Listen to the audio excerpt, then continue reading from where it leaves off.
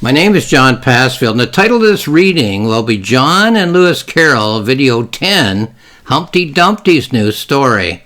So here's my book, John and Lewis Carroll, Wonder Fall.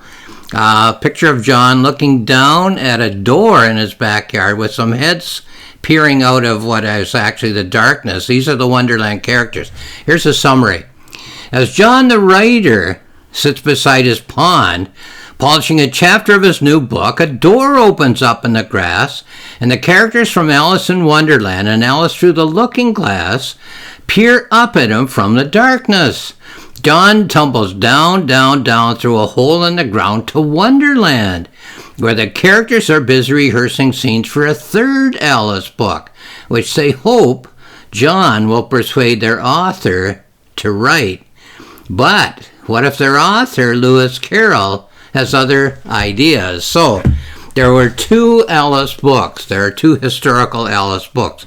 This is the annotated Alice, which contains them both, Alice's Adventures in Wonderland and Through the Looking Glass, which I bought and read many years ago. So I've taken the characters from the two original Lewis Carroll books.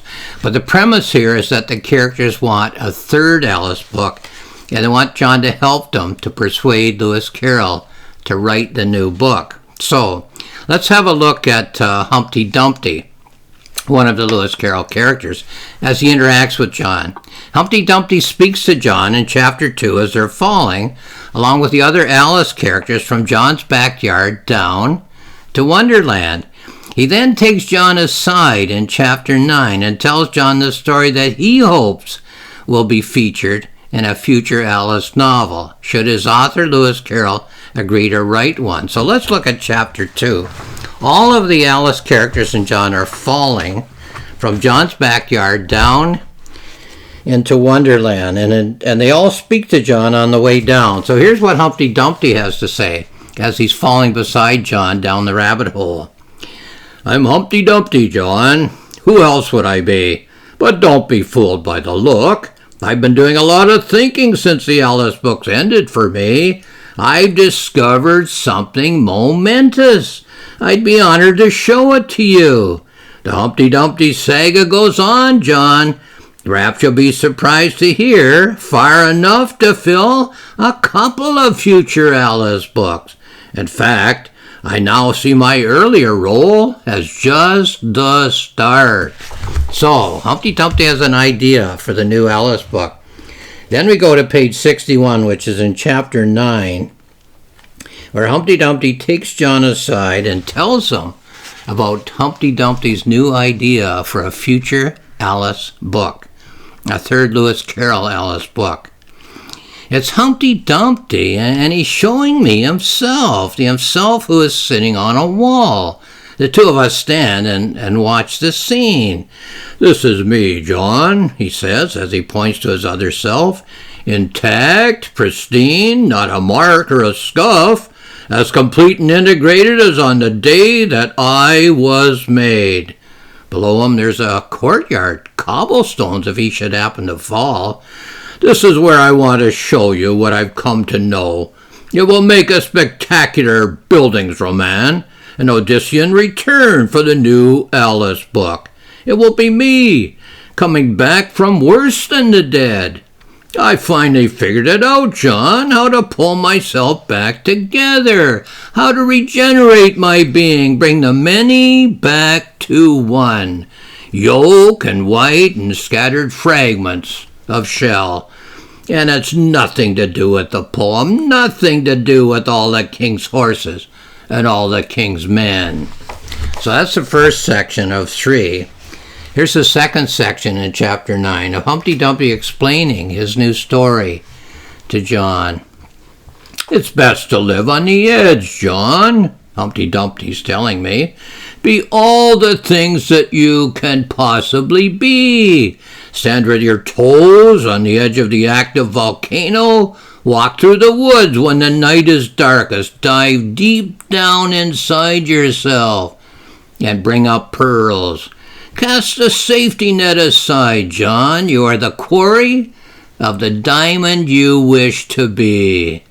Humpty Dumpty moves towards himself. He's about to slide into his double, but he turns to me. Self-sufficiency, John. Self-sufficiency, he says. I don't want to have to rely on anyone else. My safety harness, as it were, has always been the horses and the men, and ultimately, of course, the king, as it seems to me. I want to be independent, John, completely on my own, not burdened by anyone or anything. I'm sure you'll take my message to our author. I'm sure he'll listen, persuaded by you, to my request. Oh, I can't waive gravity, of course, but I wouldn't if I could. I don't want to isolate myself from the natural world. I'll take my lumps and bumps like everyone else. Should I believe him? He seems so confident. These are dangerous ideas, but he seems to be taking it all in stride. It's a recovery, John. As I see it, I shall rise above it all. I shall enter into a completely different zone. I'll take the shells, the scattered fragments, the runny yolk, and raise them in my hands and make them whole. Matter follows mind, John, the mental rules the physical world. You're broken if you think you're broken. You are whole if you think you are whole. Should I try to talk him out of it? After all, he might be right. I will fall in every chapter of the new Alice book. Each time, John, I will fall from a greater height. There will be tinier fragments of me strewn around. My yoke will be more thinly spread on the cobblestones. And each time the crowd will whisper, he can't possibly recover from this, but I shall pull myself together, John, as you shall see. I shall pull myself together and be made, self-made, whole. There's no crowd, there's only Humpty Dumpty and me. Okay, now we go on to the third section, in which Humpty Dumpty tells John of his new idea for a story for the future Alice book. Should there be one? Should Lewis Carroll agree to write it? Humpty Dumpty slides into himself. He becomes the self on the wall. He turns to me and urges me to assist. Push me, John, push me. It's quite all right. I'll come back again.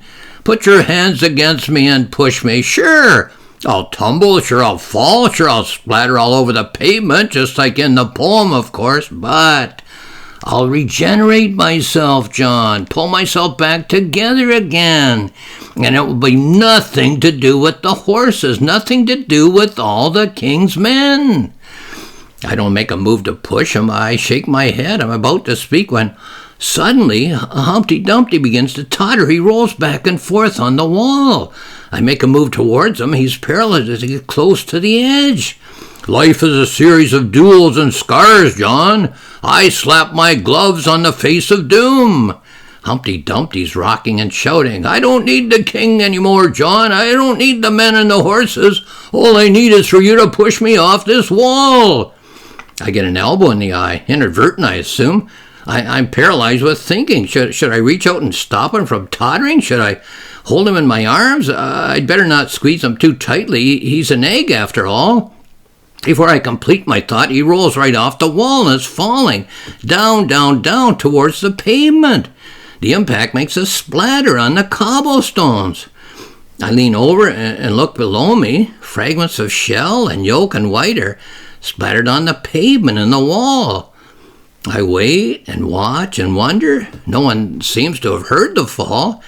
No one comes to the rescue. No king's horses and no king's men. Just a broken egg on the pavement and on the wall. Not a fragment seemed to be stirring. Despite the fact that he seemed so confident, I see nothing stirring at all. He didn't give me a timeline. How long will I be kept here? How long should I stay if I am free to go? How long should I watch and wait? How long before I know how this will end? So that's the story that Humpty Dumpty wants to be the story in the new Alice book. Should there be one? Should Lewis Carroll agree to write it? When I was in high school, there was a Shakespeare play on the English course every year. I still remember the order in which we took the plays. There were 5 years of high school in Ontario, Canada in those days, And starting in grade 9, we studied Twelfth Night, As You Like It, Julius Caesar, Macbeth, and Hamlet. I didn't understand much about imagery in those days, except that it was a colorful way of saying things. But I enjoyed the language of the Shakespearean plays, and I found the characters very interesting. And the plots were what I thought of as the serious plays, Julius Caesar, Macbeth, and Hamlet, to be quite dramatic. One of the knocks against Shakespeare by students who didn't care for the plays was that he stole his plots. What I would say about such a charge is that what Shakespeare was doing was responding creatively to some of the stories that he'd read or seen on the stage. When we read a novel or watch a movie or watch a play on the stage, all of us respond. For those of us who are not critics, our responses might be as simple as that we like or don't like the presentation. For those who are critics, the response might be an interpretive essay. But for those who are writers, the response to one creative work of fiction might well be an answering creative work of fiction. So a person reads a book and writes a book as an answer to that book. And this is how Shakespeare responded to the stories that were being told during his time.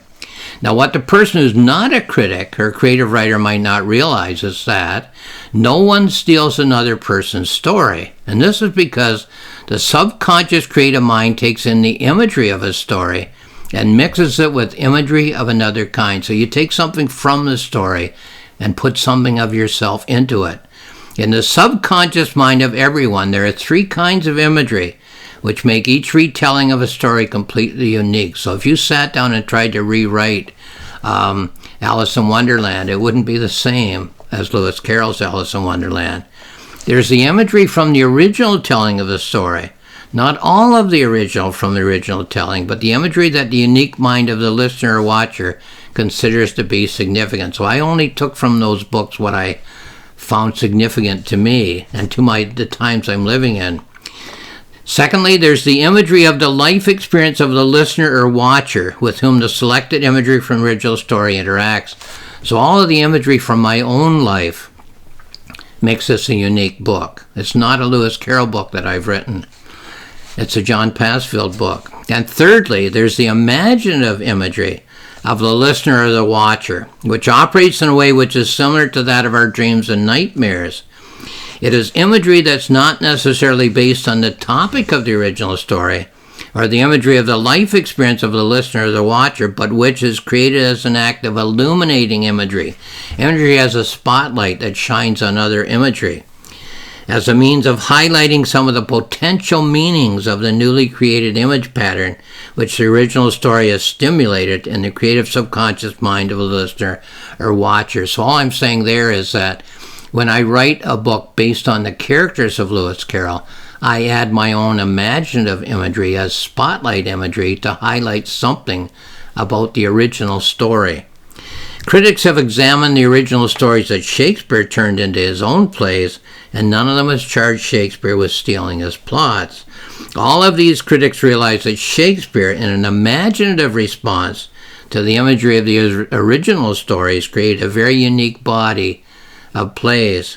So without comparing myself to Shakespeare in terms of talent, I would say that I have not stolen either of the 2 Alice books that were written by Lewis Carroll 150 years ago. What I have done is selected the characters and the imagery that strike me as most significant to my own life experience, which includes my understanding of the society of my time and the history of humankind as I understand it from the beginning of the world, and written a unique story that is all my own.